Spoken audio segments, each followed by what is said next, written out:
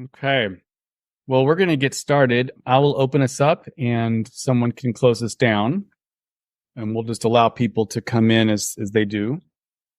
If you can envision a pyramid that you are inside of, and the point is directly above you as you look up, and right directly in front of you is a wall, and there's four sides to this wall. There's four walls. And just start to feel into your chakras, noting where the heart is, seeing if the top of the pyramid would land. Now I'm going to grow you like Alice in Wonderland, but if you could picture the very point, apex of the pyramid as being right in the center of in your third eye.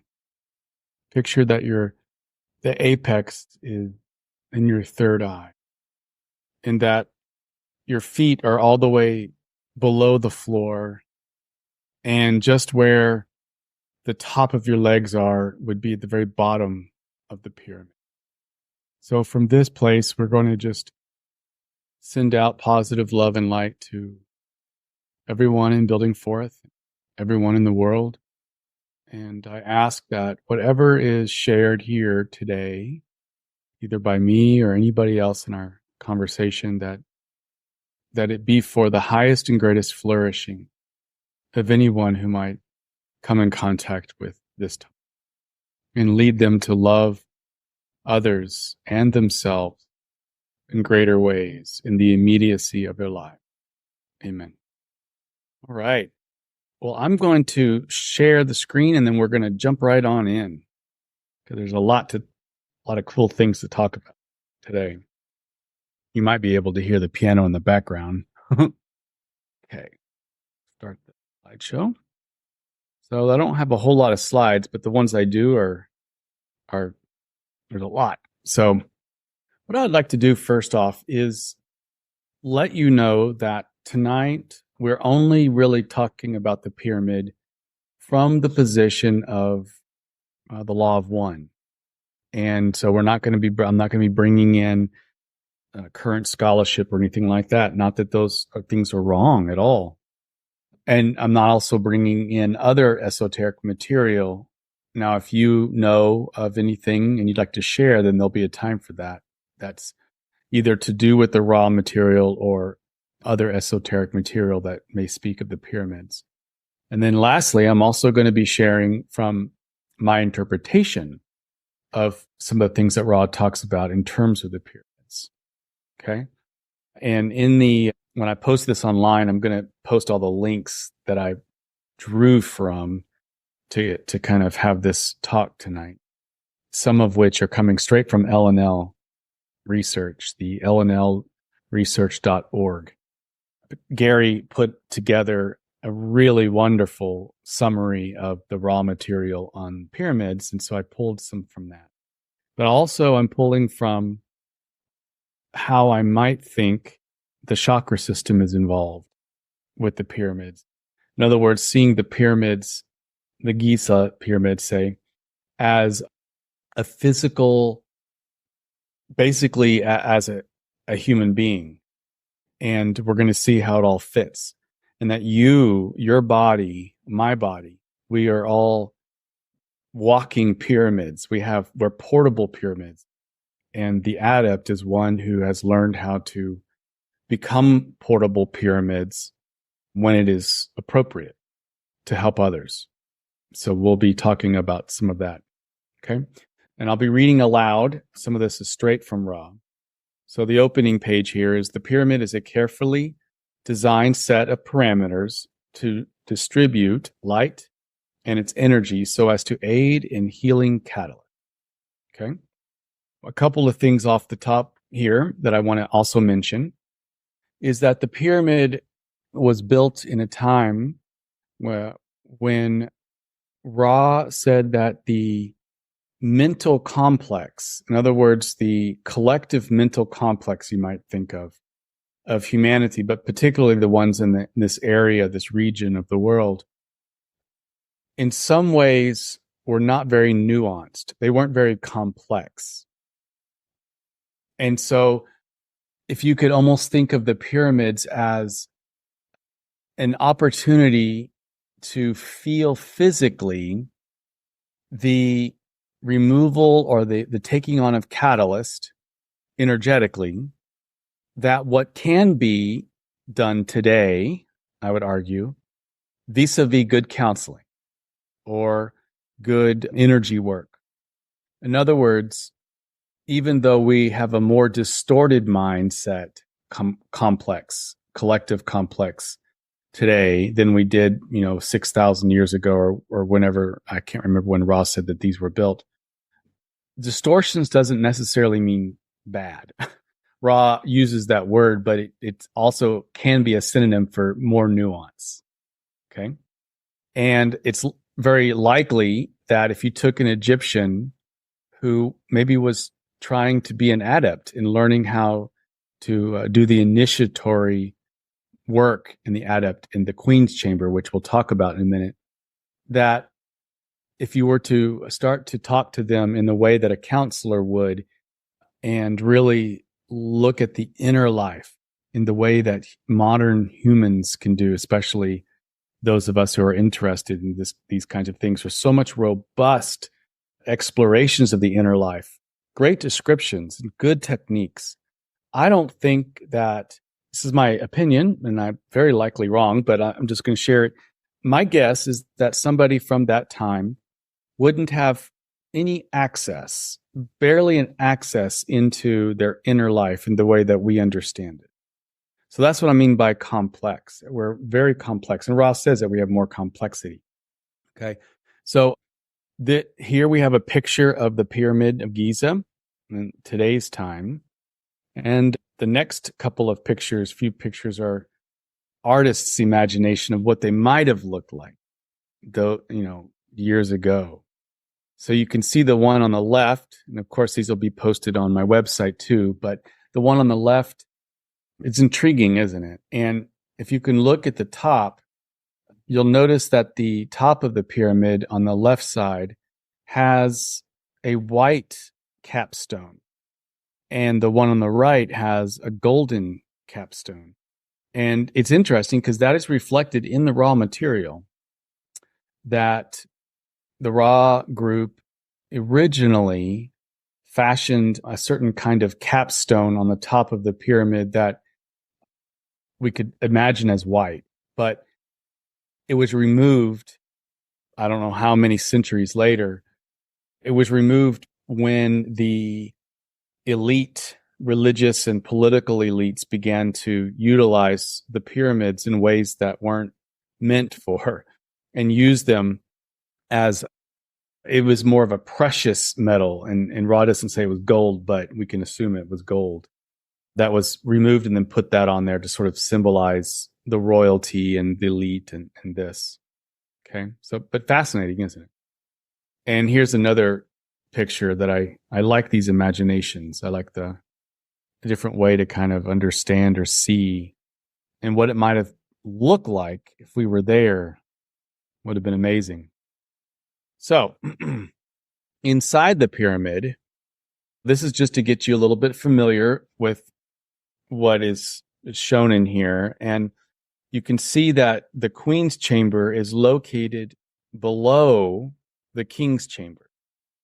And in a minute, you're going to see a really good diagram. It's not a 3D diagram like this one, but you can get a sense that we have the Queen's Chamber below the King's Chamber. Now, Ra does say that they didn't use the terms queen and king, that those are things that I guess you could say archaeologists have named, given the guesses that the King's Chamber was where the king or the pharaoh was buried, and then the queen's and the queen. But really, these were different chambers that facilitated different types of healing. And here we go. And so you can see this is a cross section of the pyramid. The very far bottom of it, Ra calls that chamber the resonating chamber.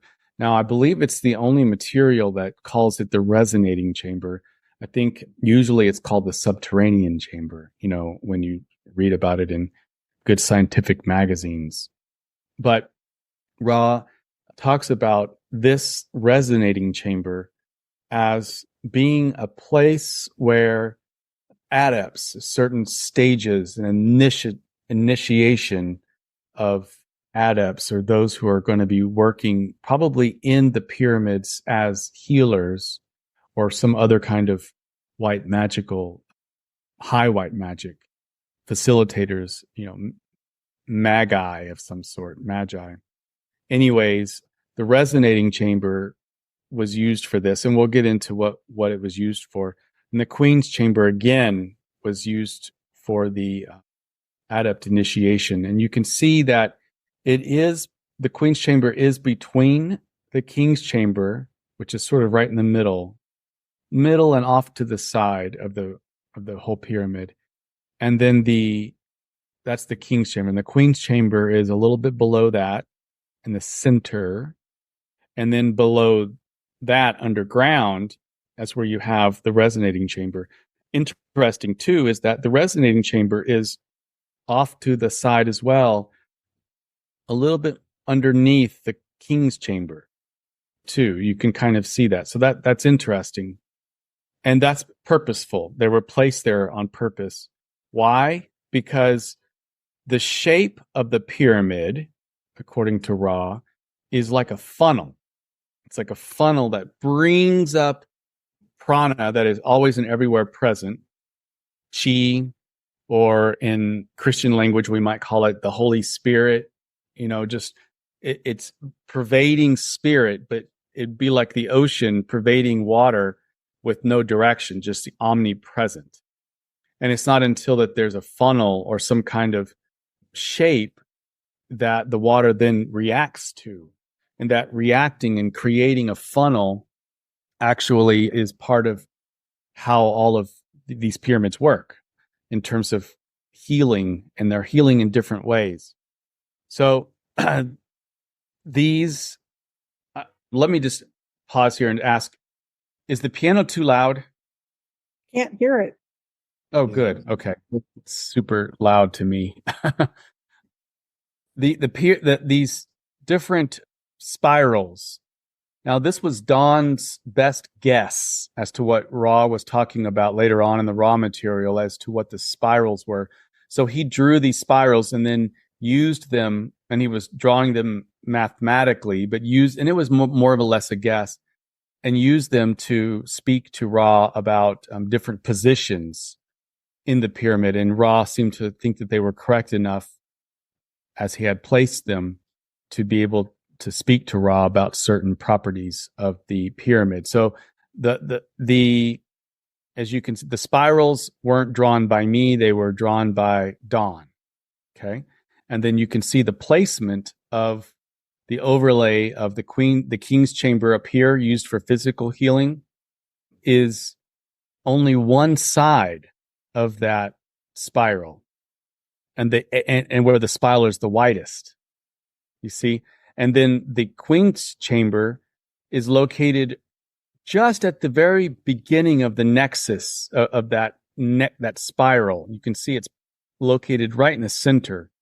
It's at the start of what Ra calls the first spiral. Then this is the zero spiral. So we're going to talk about that actually right now. So as you can see, the zero spiral, I'm going to read this out loud. The first configuration is a semi-spiral scooped in through the base, similar to vortex of water passing through a funnel. In this stage, light is compressed and multiplied tremendously in its coherence and organization. So, Ra doesn't really indicate whether the spiral starts actually below. It could be, but this big base would be the equivalent of, if you were thinking of a whirlpool in a bathtub, where the water level is the base of the pyramid, so it's really upside down. And then the very top of the whirlpool, as it's going through the drain, is the top of the pyramid. Okay. And I actually have a diagram to kind of show that.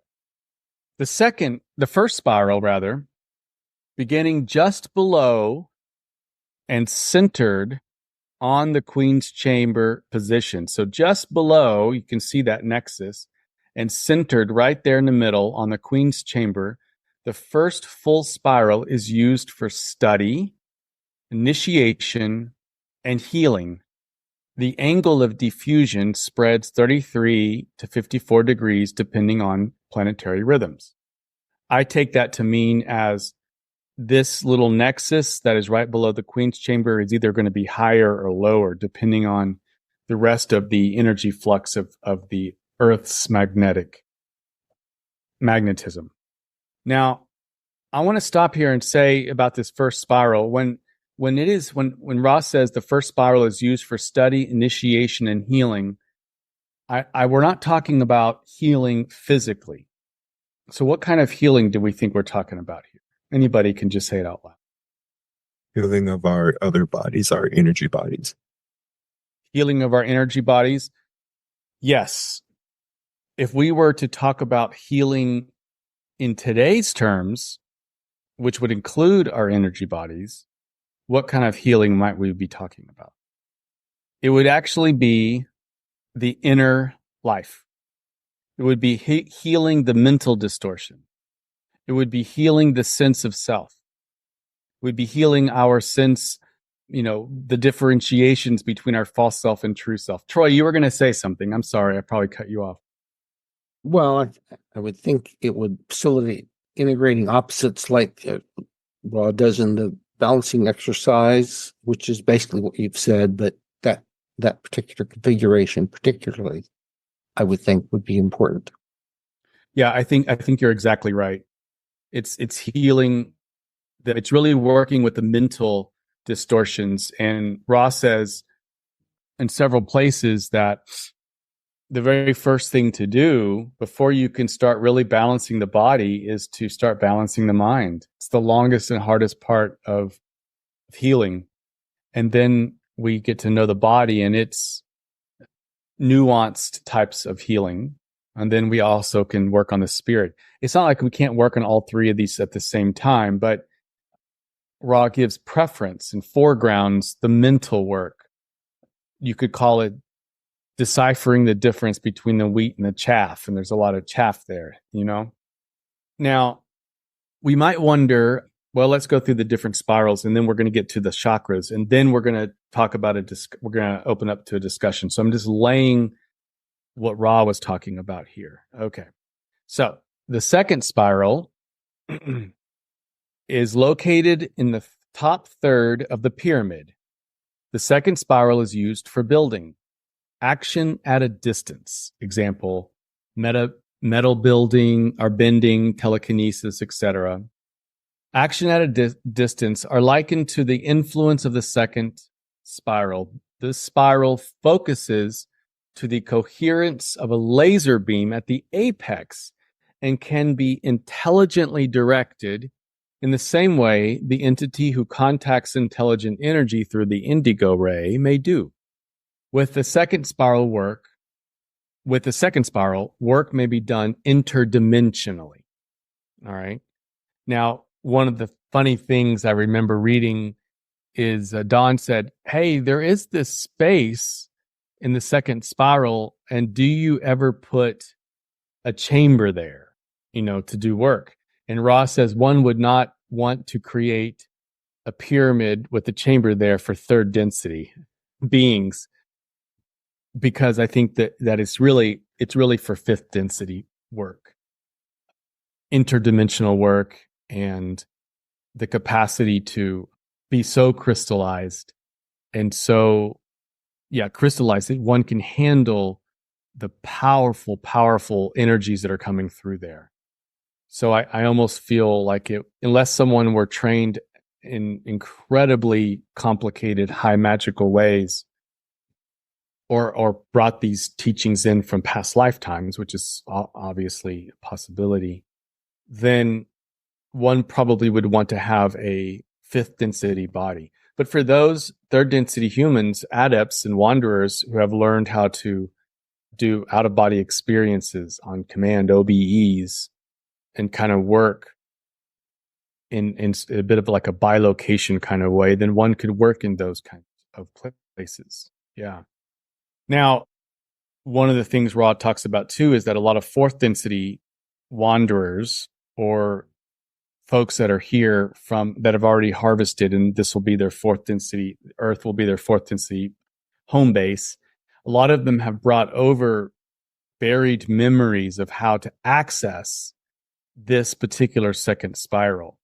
And so you find these people are able to do things like bending spoons. Now, a lot of it, there's fake stuff out there too, but I do believe that there are folks who know how to do things in a telekinesis kind of way. And I would assume that when we talk about the phenomena of poltergeists, which are often found when you have it is often said when there's a teenager or two at home and there's a lot of emotional upheaval, that you'll find these things kind of floating around called poltergeists. And it's often, I would assume, is kind of an opening into the second spiral without the person even knowing they're doing that. Yeah. Okay. Moving along. The third spiral. All right. So the third spiral, beginning and radiating outward from the apex, the top of the pyramid, the third spiral is used for energizing. That which is placed over a shape emitting the third spiral will receive shocks emitted at discrete intervals, which are very, very close together, such that they energize electromagnetic fields. They are deleterious in overdose and should not be used over long. This spiral is likened to the candle flame. All right, so there you have it. You have a big old candle. And what I'm going to do now is I'm actually going to place the chakra system on it as far as I can tell. And this will be important as we start discussing how we might use the pyramid of our body to bless others and ourselves too. So, oops, I meant to delete. Just ignore that orange thing right there. I meant to delete that. But you can see here that at the bottom we have the red chakra. And so the resonating chamber is in the red area. It's really at the beginning of the scoop, that prana, the resonating chamber. So one of the things that Rod talks about is, if you might remember, in fact, I might ask DeMarcus, what do you know about the resonating chamber? What do you remember from? Yeah. I just know that it was pretty much the area that would cause somebody a sort of, what do you call it? The death and resurrection phase. It pretty much cut off a lot of their sensory perceptions, which would kind of push them into that out of body death and resurrection experience. Victor, is that what you have too? I don't remember anything other than that. No. Okay. Yeah, DeMarcus, I think you're right.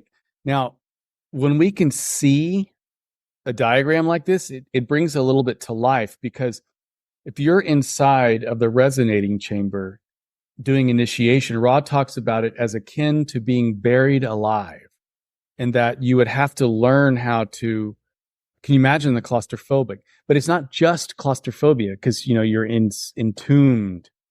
Do you see that where it's positioned at the very bottom of this resonating chamber, or the very bottom of the funnel, where all of the scoop of the prana is coming from there and going up. So it would almost be like a vacuum, an energy vacuum. In other words, your very energy, it is being sucked into. This is the beginning of this vacuum that's being sucked and pushed up. And I would assume that that's probably where the last stage of the adepts might go.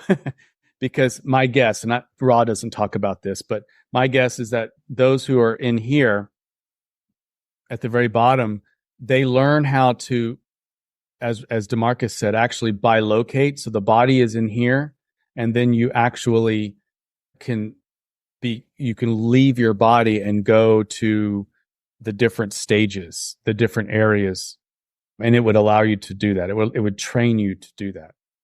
Okay. Now right here is where the Queen's chamber was. And this would be where, my guess is where the orange chakra is. If you recall, the orange center is the center of our personal identity. It's who you are. It's who you think you are. It's who I am. And it's interesting. Why would that be the area where initiation into Adept would be located?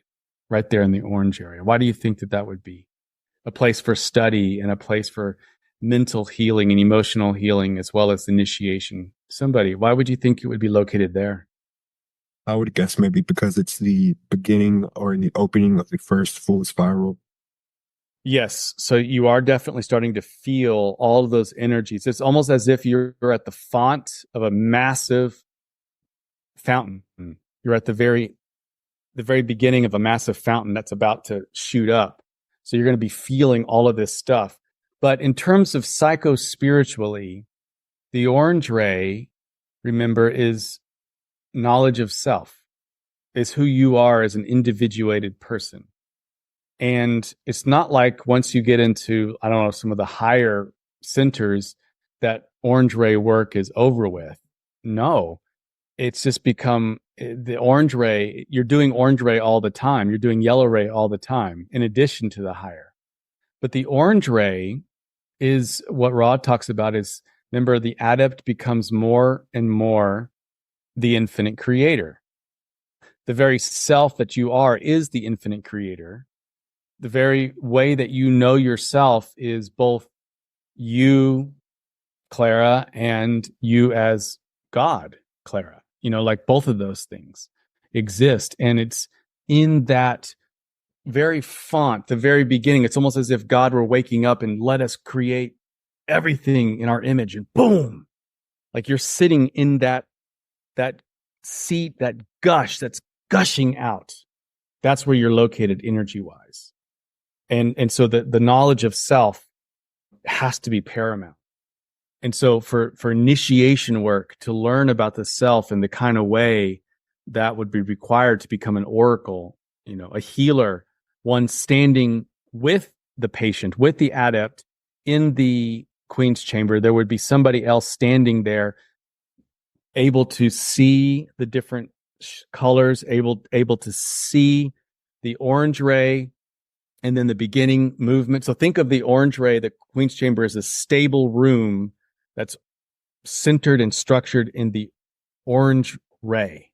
It's about the self, but then spiraling around it, beginning that spiral and flushing upward, is all of this energy. So you as Victor, you as Danny, are now flushed with the very energy and prana of God. And it's like, how do you make sense of yourself in the magnitude of all of that power that you're going to feel coming through? And so you'll need to have an oracle or some kind of guide to help you out, because the more effective one is at allowing the energy to come and penetrate in and through, there's a lot of surrender that has to happen.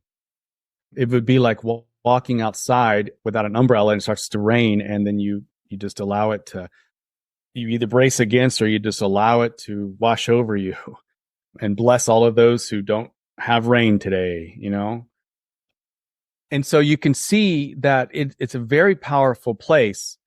And but that's not where physical healing is done.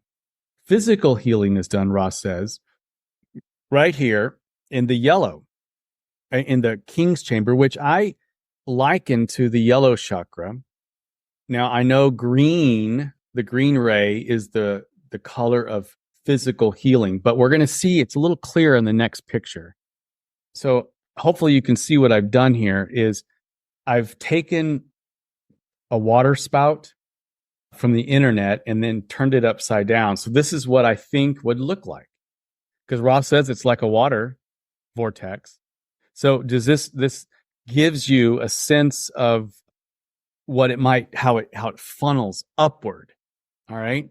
And then what I did is I colored it according to what my vision would be of the different centers inside of the pyramid as the energy is circulating and compounding and getting stronger as it's going up faster and faster and faster and faster and almost laser-like at the very top.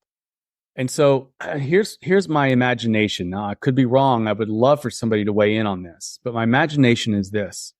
Let's say that you're going in as a patient to have some part of your body healed, or your fatigue or something like that. So you're in the king's chamber, and then you're going to have maybe one or two very crystallized healers. This was an entire priestly caste that were born into this, and they dedicated their lives. And Ra talks about the need for incarnative intelligence to steward and guide the light, guide the energy that was coming through. That means you need to have an adept inside of the king's chamber who can feel the energy, see the auras, feel and see the energy influxes and imbalances in the patient, and then work with them to heal and rebalance and reconfigure the energy bodies around the physical body. Notice, however, Ra is not talking about using the pyramid to teach people how to do, like biofeedback, where you learn to listen to your body. See, in a way, the pyramids, when Ra talks about the pyramids are the time of the pyramids is over, is because there wasn't really maybe a big connection between mind, body, and spirit as much as we might say now in the ways we think. Now, that could be a complete falsity, but it's what Ra talks about is when a patient is in the king's chamber, we are yellow third density bodies, so that's appropriate color. And then the green is the energy of healing. So you can almost picture in your mind having an oracle or a healer, a crystallized healer, standing over a patient who's laying down and then pulling in his own body, pulling from the green that's located just above the next spiral. You can see where it's at here, just above, and pulling it down through their own embodiment and filling this body, filling the chamber with incarnate love and light of green ray. Furthermore, what Ra talks about is, remember, what I have here is more like rooms, because the actual spirals themselves are rotating rays. It's like all 7 rays rotating and going, and when they get to the apex, the next part of the spiral right here, they compound even further and then rotate around again. And what Ra said in the king's chamber is that the outer shell, which is the red and violet shell around a body, that's a protective layer. It's like the energy skin, that all of the energy that comes through exactly in this king's chamber is actually something that renders permeable this outer shell. So it would almost be like, for a second, if you're going to surgery and they remove all your skin to get right into to your guts, and then they replace your skin. Although the skin is an energy outer protective shell. And then once the shell protection is permeable, then all of the distorted and imbalanced and disharmonious configurations of the different ways that person is processing energy, from the red to the orange to the yellow, all the way up, those things can be manipulated through thought. And I'm sure like physical, sort of physically touching the ether here, and through thought and intention, obviously with the consent and faith of the patient, their energy centers are made less distorted. And then after that, the energy shell of the red and violet energy shell then are put back together, so the person has an outer layer. So that's fascinating, isn't it?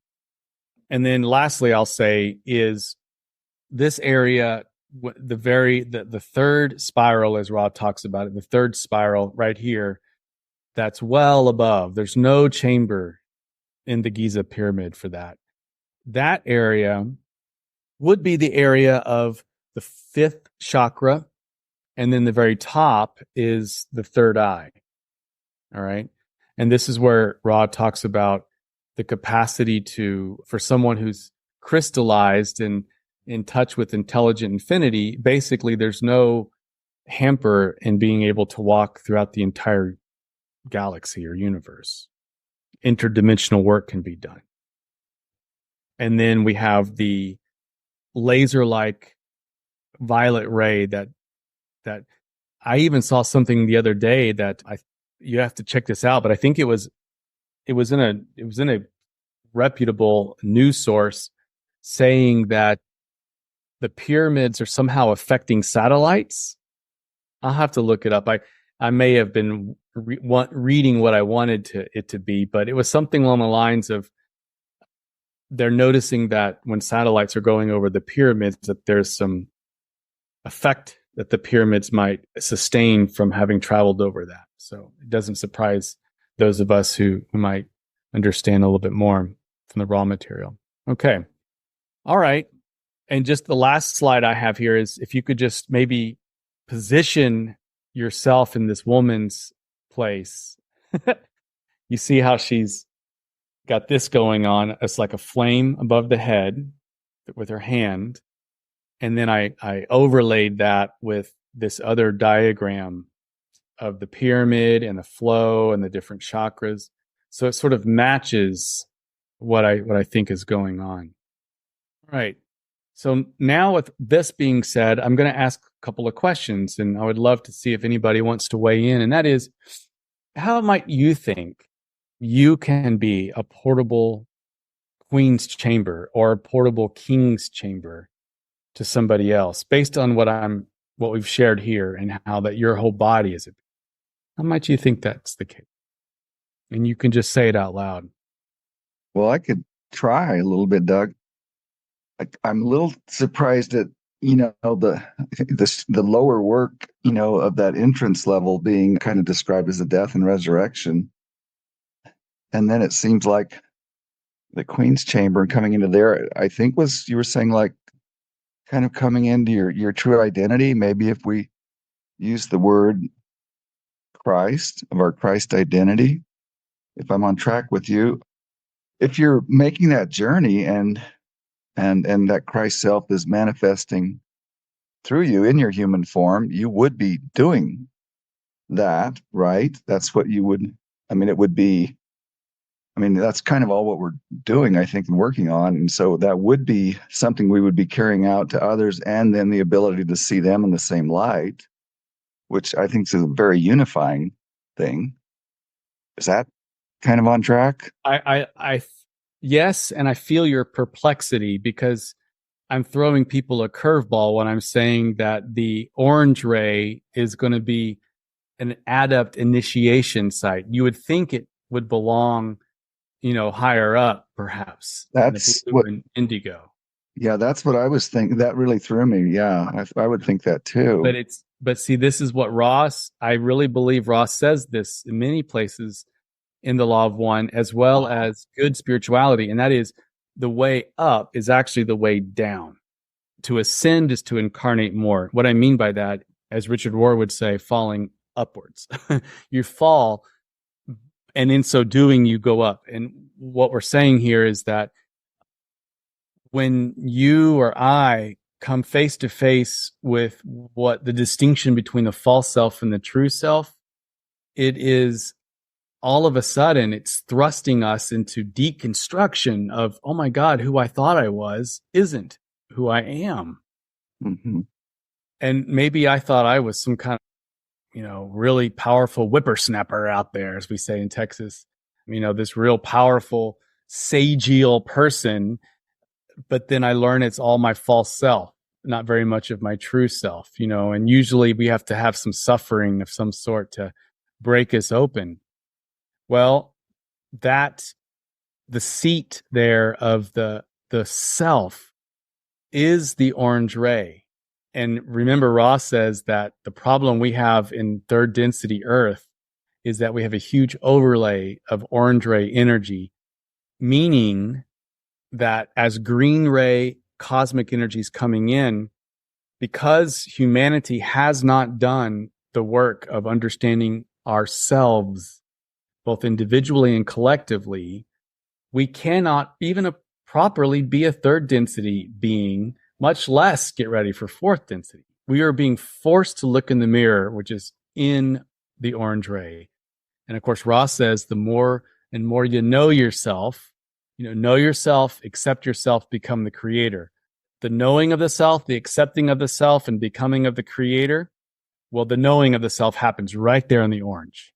Victor, you were going to say something? Yeah, I'm imagining the crystallization of the orange ray, that going through that process of knowing yourself to a greater degree, and how that may open this opportunity to help others also crystallize their orange ray by being an example of someone who knows themselves. Makes sense. And then as you are crystallizing these next stages, if you're going into the yellow, and probably would have to start to crystallize the green ray, you'd be able to help on that level. And so it makes sense that someone who knows themselves would be able to help heal others to know themselves. Exactly. Because what does Ross say that other selves are? We are mirrors. And the more crystallized you are, and that means balanced and in harmony, then we are more clearer mirrors for other people to see themselves inside of, see themselves. And this is what good counseling is, or good friendship. Yeah, Neil, you wanted to say something. Yeah, pretty much along the same lines as Victor there. I was just trying to think of my own life, and really working on myself allows me the power to listen. And when I'm not worried about myself, that ability to really focus on what the other person is saying seems to be more healing than anything else, and allowing them to be heard just is very connecting and healing. Fantastic. I'll say here, St. Francis of Assisi, and Rod talks about St. Francis of Assisi as being one of the 150 harvestable to fourth humans at 25,000 years ago in South America area. He was one of the 150 that were, harvestable. Anyways, when he was St. Francis, one of the things he said towards the end of his life, he would spend months in his cave. Okay. And a cave is like a pyramid in terms of its shape. And he would be sitting there and in ecstasy. Now, what I'm about to say may sound so boring, but for him, it was the perennial question. And that is, who are you? And who am I? Who are you, God? The God, the creator, the majesty, the glory, the power, the strength, the vulnerability, the sheer tenderness. Who are you? And my God, who am I? Can you just feel the dialectic between Francis as the creator and Francis as Saint Francis, and just just because you are that doesn't mean you can't relate to that. And that's where this beautiful joy comes from, just relating to all of the different magnitudes of being, orders of magnitude here.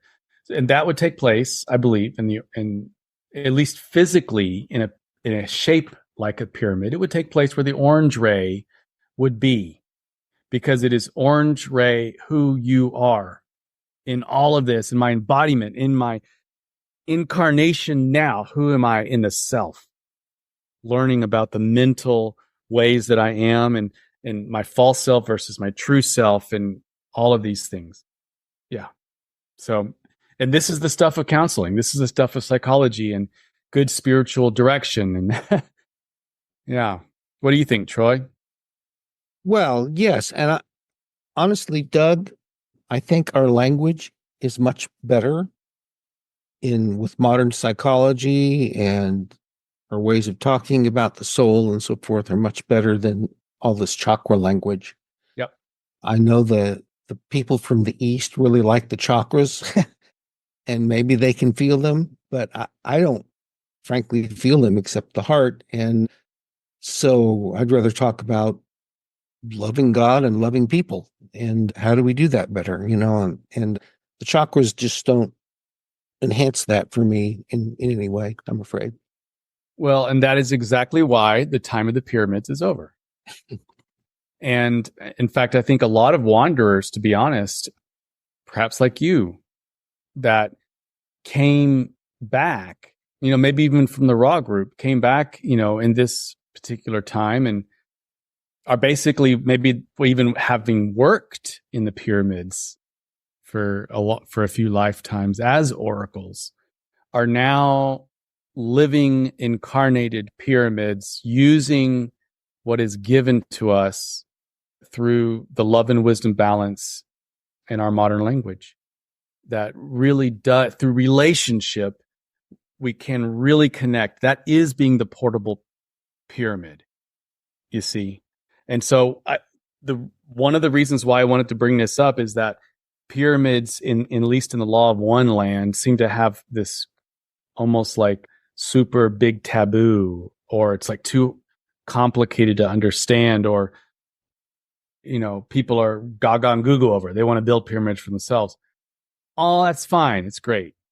But in a sense, we're almost going backwards if we spend too much time on that. Because if you are doing good mindfulness meditation, like with my own clients, just today, yesterday, the day before, I'm always asking, like, okay, this energy, this anxiety you're feeling right now, where is it located in your body? Where does it live?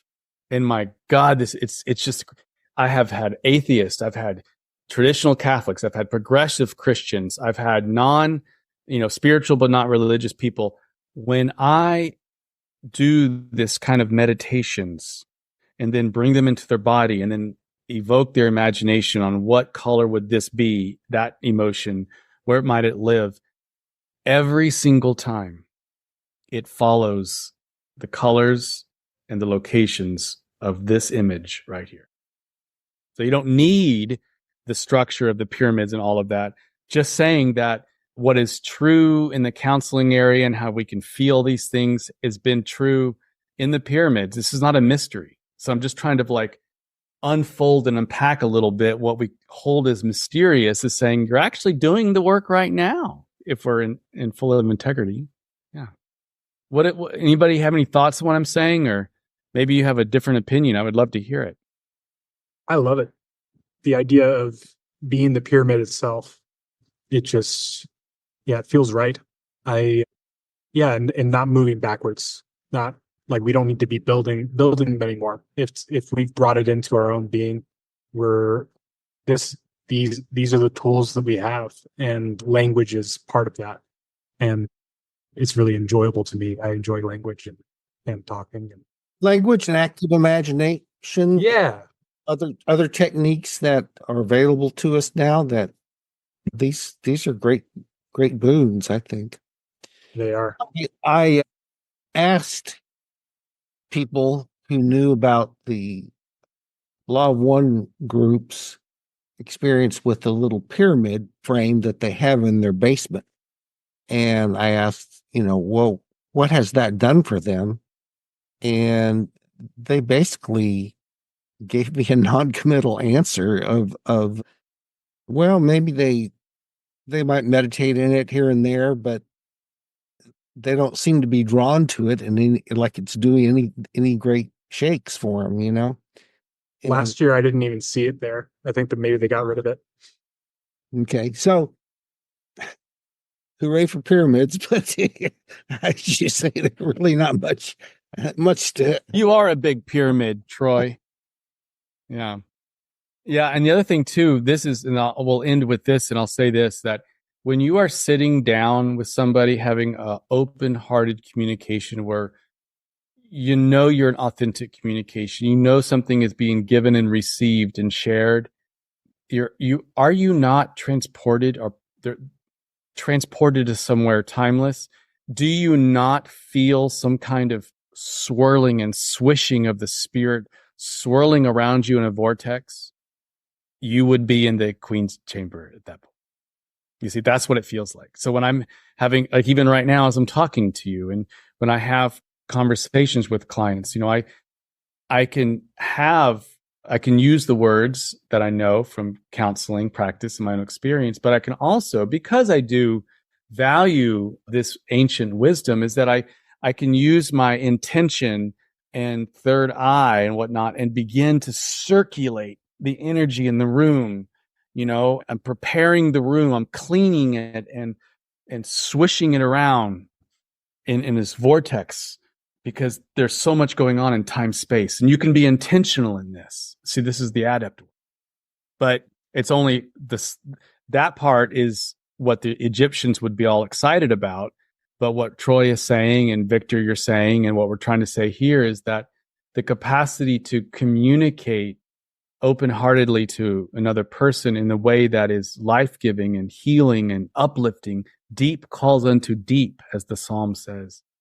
That is true adept work, and it belongs the highest level of white men. All right. Well, thank you I hope that today was interesting and maybe helpful. Would someone like to close this out? I can do it. Okay. Thank you, Victor. All right. Dear Creator, thank you for being here with all of us. Please send your love and light to all of the beings that need it here on this planet. Continue to guide us, and thank you. Amen.